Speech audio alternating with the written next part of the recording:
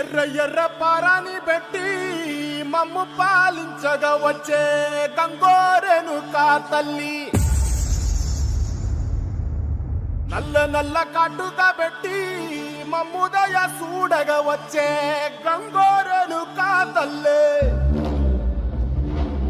కల్లు కల్లు గజలు కట్టి మమ్ము నడిపించగా వచ్చే గంగోరెను కా తల్లి.